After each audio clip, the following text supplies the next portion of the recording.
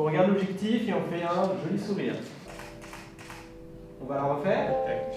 3, 2, 1.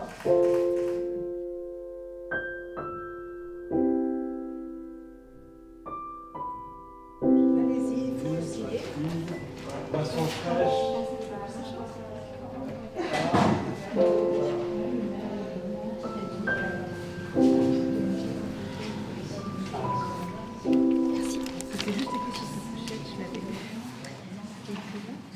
Bonjour à tous. Bonjour, Emmanuel. Moi, ce que j'aime bien à Villeurbanne, c'est les arbres. Vous allez me dire. Bonjour, ce que j'aime bien à Villeurbanne, c'est la vie. Voilà. Bonjour. Moi, ce que j'aime bien à Villeurbanne, La diversité, les commodités, on retrouve un peu presque tout. J'aime bien Villeurbanne. Bon, moi c'est Michel et ce que j'aime c'est la richesse humaine de cette ville. Ouais, excellent. Voilà. Le voisin de gauche s'appelle Kofi René Kofi. Je ne le connais pas, je fais à sa connaissance. Antoine. Stéphanie. Je vous présente Elvie. Lauriane, Aminou. Donc, je viens d'un pays qui existe plus de... Je viens de la Yougoslavie.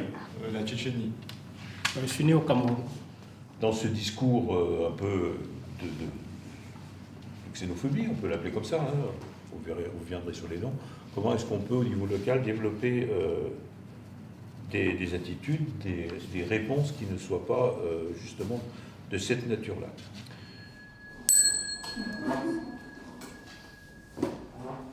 Je crois beaucoup à ce que vous allez expérimenter comme une manière peut-être différente d'aborder des questions qui sont parfois difficiles, qui mettent en tension les populations, en tout cas qui créent du débat. C'est de votre travail que vont sortir quelques propositions pour que la ville évolue dans sa manière d'accueillir ceux qui viennent de loin. Quand je suis arrivé en France, je connaissais 3 mots en français, Jean-Paul Sartre.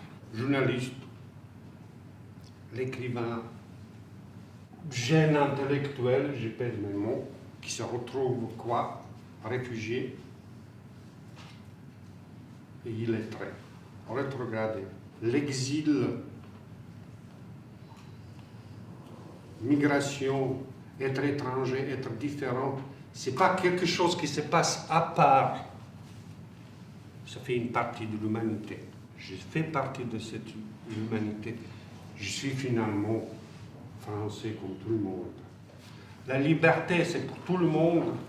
On ne peut pas découper la liberté, dire toute la liberté pour moi, un petit peu ma liberté pour toi. Non, je ne suis pas plus libre parce que mon étranger a moins de droits.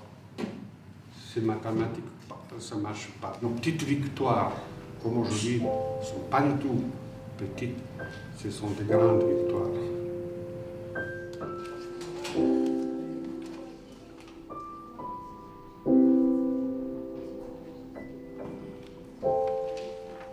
Quelle est la première chose à laquelle vous pensez quand vous entendez exilé? Étranger, migrant, demandeur d'asile, accueil. Le mot migrant ne veut plus dire grand-chose et tout dire en termes de préjugés et stéréotypes. Méconnaissance, peur de l'autre, appréhension. Et malgré qu'ils savent qu'ils risquent de mourir, ils partent quand même. Insécurité, inquiétude. Chercher un bouc émissaire pour résoudre le problème. On ne devrait pas opposer à un demandeur d'asile des critères qui sont ceux de la gestion des flux migratoires. Ce qu'il y a derrière la notion de migrants, de réfugiés, tout ça, c'est on a toujours l'impression qu'on nous menace avec des risques d'invasion. Un sous-dimensionnement extrêmement important de ce qu'on appelle le dispositif national d'accueil. Élargissez les yeux, allez au-delà de la France et demandez-vous où sont ces personnes. Ils ne sont pas ici, ni à Villeurbanne, ni en France, ni en Europe. Elles sont dans cet arc. Certains bénévoles de la CIMAD commencent à se demander mais qu'est-ce qu'on fait là, dans la mesure où souvent les possibilités sont très très réduites maintenant. Ça serait dommage qu'aujourd'hui on ait des super idées et qu'on puisse pas les voir aboutir parce qu'en fait on nous dise à la fin mais en fait c'est une super idée sauf qu'on n'a pas le budget attribué et qu'en fait on ne se sente pas soutenus. Comment on imagine les choses? L'hospitalité est une institution. Elle tient dans des lieux et des dispositifs appropriés pour accueillir celle ou celui qui en fait la demande et qui vient, comme on dit, de loin. S'il y a 100 titres de séjour, on va dire qu'elle n'est pas déboutée, donc il va falloir qu'elle fasse des démarches. Parce que si elle a un titre de séjour, elle aura plus de chances d'avoir une issue, on va dire, entre guillemets. Un enfant qui est venu en regroupement familial, l'autre pas. La vie est parfois plus compliquée et plus nuancée que ce qu'on peut imaginer. Finalement, ça devient fluide. Le travail en groupe a ouvert beaucoup de portes et on commence peut-être à avoir pas encore le bout complet du tunnel. Toujours très ambivalence entre ce qu'on aimerait faire et ce qu'on peut faire. Même si on est conscient que c'est compliqué, les situations qu'ils vivent, c'est encore plus compliqué avec le système actuel. Aujourd'hui, on a vu beaucoup de choses, on a détaillé certains points. Donc ça nous a permis de comprendre et pour la suite. Voilà. Quelles difficultés vous avez rencontrées pour monter ce projet? Est-ce qu'il y a possibilité de l'apprentissage de la langue? Est-ce qu'il y a les aides pour les orientations? De quoi ils ont besoin? Quel était le lien entre l'employabilité et l'entrepreneuriat?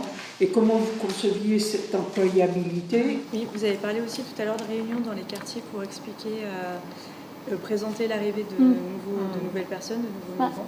Voilà, je trouve que c'était intéressant. Ce que j'ai bien aimé, c'était vraiment le réaménagement des bâtiments vides. Chacun apporte sa pierre et chaque rencontre, on voit qu'on a des choses nouvelles à apporter à chaque rencontre et ça permet de voir que c'est un dossier qui est quand même qui peut être élargi par la suite.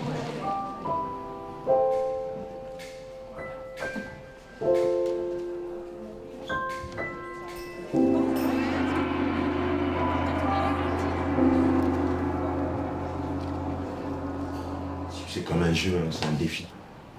Le jury citoyen, dans un premier temps, il a déjà identifié des idées. Il propose un équipement mobile avec douche, laverie et toilettes se déplaçant dans les quartiers. Et sinon, autre idée, un lieu unique en dur, hygiène et soins avec douche et lave-linge. Recommandation du jury citoyen qui a déjà réfléchi un peu à cette thématique. On frise l'utopie. Les parents pourraient se rendre compte que tout le monde est très sympa et que ça peut bien se passer et qu'il y ait plus de mixité dans les écoles. Je trouve que c'est la base pour que ça se passe mieux ensuite.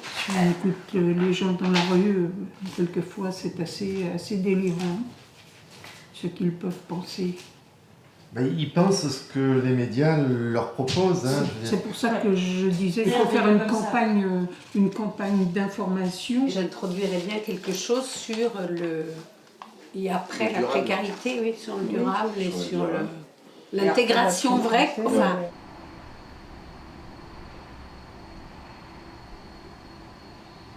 C'est qui aujourd'hui qui les oriente vers les dispositifs qui leur correspondent? Là, pour l'instant, en fait, ils sortent de tous les dispositifs existants, puisque légalement, ils doivent partir. La population qui vit dans la rue, quoi. Ouais, c'est ça. Ça peut être des migrants, ça peut être des SDF aussi. Bah oui.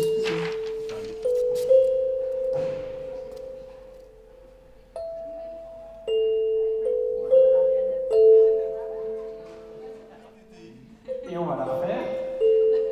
3, 2, 1, stop. Tout ce qui s'est dit, toutes les idées qui sont inscrites dans le tableau, elles sont là. Celles en vert, c'est celles que vous avez vues lors du jury. Soit c'est des idées des jurés, soit c'est des idées de Nantes, de Sarrebourg, etc. Et en orange, c'est celle du design thinking, de la journée créative. Donc là, l'idée c'est de un peu analyser tout ce qui s'est dit en fonction de l'état des lieux et de l'état des besoins de Villeurbanne. Recensement, est-ce qu'on peut mettre centralisation avec? J'en sais rien. Stigmatise pas un quartier aussi, voilà, ça c'est le quartier des migrants, avec la structure qui va avec. La personne elle pourra comprendre et ne peut pas écrire, traduire, et peut-être la personne devant lui... la ville. Avoir des outils, ça c'était l'état des besoins, donc ça serait consolider ou créer une boîte à outils. Mais ça, je l'ai mis, la ressource mutualisée.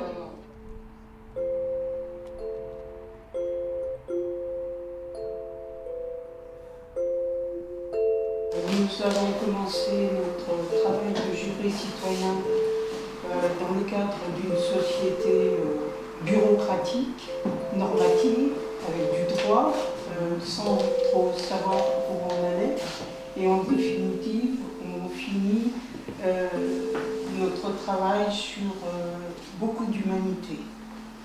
Penser l'accueil des migrants fait aussi évoluer les pratiques d'accueil du droit commun pour toute personne en situation de précarité, et ce dans la perspective d'une ville inclusive. La première action qui est proposée par le jury citoyen consiste en un lieu unique d'accueil. Nous avons parlé de la problématique des langues. Alors, nous avons eu la chance de rencontrer Velibor Solit. Le plus frappant durant son intervention était son ressenti face à l'absence de possibilité de se faire comprendre et d'être compris. Pour l'anecdote, à son arrivée, les seuls mots qu'il connaissait étaient Jean-Paul Sartre. Mais il a totalement réussi à s'intégrer. La preuve en est l'écriture de ses derniers livres en français. Je souhaite partager avec vous un proverbe tchèque qui reflète bien ce que signifie l'apprentissage d'une nouvelle langue.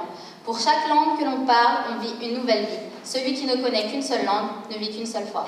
Donc il regroupe tous les acteurs de l'accueil et qui comprend un espace de repos et avec des espaces partagés. Monsieur le maire, le premier projet que nous souhaitons voir aboutir porte sur la création d'un lieu unique d'accueil de jour. En effet, on est parti d'un constat qu'il y avait un problème en fait, de diffusion de l'information qui était parcellaire et on souhaitait en fait proposer ce lieu pour qu'il y ait une approche globale des besoins et qu'on puisse rompre avec l'isolement de ces personnes. Pour ce faire, on peut bien entendu s'appuyer sur des structures existantes et on vous propose... Le quoi? On vous propose... Le quoi, on a dit? Toi, t'es partie, laisse-la finir, elle est partie. Ouais, mais... Ah, t'es partie, oui. C'est pas une répète là, on n'est pas en répétition. Mais si, qui est bien. C'était bien, vas-y, oui, continue. C'est bien, mais... On n'était pas en train de répéter. Là, ce qui est plus de débat, en fait, et de gens pas d'accord. Ouais, c'est difficile de faire de la vraie démocratie. Des vrais débats, ouais, c'est compliqué. Ouais. Et puis c'est compliqué aussi si tu prends que des gens qui sont pas d'accord, que tu as 50-50, t'avances pas non plus, quoi. Enfin, c'est hyper compliqué. La vraie démocratie participative, je me demande honnêtement comment ça peut vraiment fonctionner, quoi. Cette expérience, en effet, nous a permis de développer notre capacité d'agir, mais également notre conscience de devoir citoyen. Nous souhaitons pouvoir continuer ce projet. Nous attendons que cela suivi d'effets et d'actes. Nous espérons, monsieur le maire, donc tout votre engagement et votre soutien dans la mise en œuvre de ces mesures dans ce groupe projet qui est devenu notre engagement. Contrairement à ceux qui pensent que l'hospitalité est devenue une valeur commune, qui ne brille que par sa platitude, tout change si nous l'envisageons comme une valeur politique et non plus morale. Pour y parvenir, il faut dépasser l'impératif éthique du secours par l'impératif politique de l'accueil, en suscitant la création de lieux d'accueil durables pour lesquels les individus migrants sont soutenus plutôt que contrôlés.